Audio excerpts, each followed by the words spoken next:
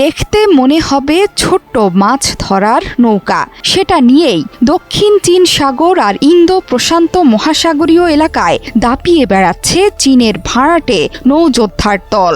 তাদের জন্য অস্থির দক্ষিণ পূর্ব এশিয়ার আমেরিকা ঘেঁষা দেশগুলোর। এদের নাম চাইনিজ মেরিটাইম মিলিশিয়া বা সিএমএম। কেউ কেউ ডাকে people's armed force maritime militia, কারো কাছে পরিচিত ফিশারি মিলিশিয়া নামে। দ্বিতীয় বিশ্বযুদ্ধের সময় চীনের গৃহযুদ্ধে ভাড়াটে নৌবাহিনী তৈরি করে চীনা কমিউনিস্ট পার্টি। ওই সময়ে স্থানীয় জেলে এবং শ্রমিকদের নিয়ে এটি গড়ে তোলা হয়েছে। পরবর্তী সময়ে এর সব দায়িত্ব চলে যায় পিএলএ এর নৌ কমান্ডারদের হাতে।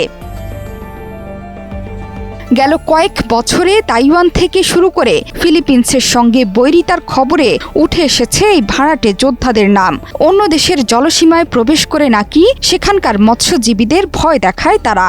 এসব দেশের উপকূলে থাকা নিরাপত্তা বাহিনীকে প্ররোচনা দিতেই ভাড়াটেদের ব্যবহার করে ড্রাগন আর্মি। সানবিট সব দিবে সামাল। সানবিট ম্যাজিক প্রেস ডিশওয়াশিং এর মাথা ঘোরানো সলিউশন। 1950-এর দশকে আনুষ্ঠানিকভাবে জন্ম হয় চাইনিজ মেরিটাইম মিলিশিয়ার। মূলত মৎস্যজীবীদের নিরাপত্তা দেয়া এবং উপকূলের নিরাপত্তার কাজ করত এই বাহিনী। তৎকালীন সোভিয়েত রাশিয়ার নৌসেনার মতোই ড্রাগনের ভাড়াটে নৌযোদ্ধারা তৈরি হয়েছে।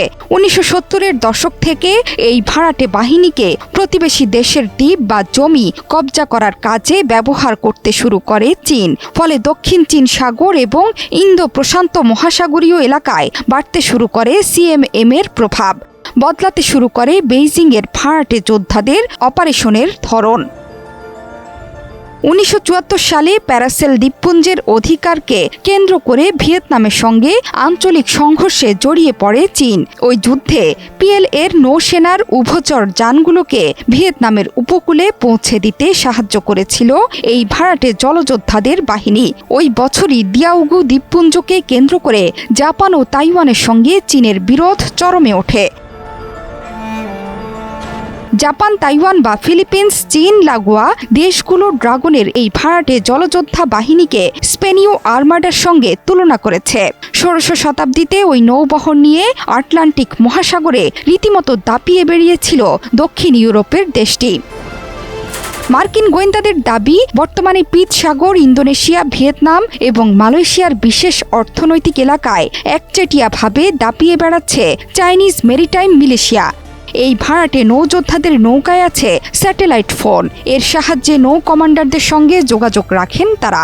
গোয়েন্দা রিপোর্টে আরও বলা হয়েছে, বর্তমানে ওয়াটার মাইন এবং সামরিক হেলিকপ্টারে হামলা চালানোর মতো ছোট আকারের ক্ষেপণাস্ত্র দিয়ে সুনির্দিষ্ট এলাকায় পাঠানো হচ্ছে এই যোদ্ধাদের। জোহরা চৌধুরী সেতু, ৭১।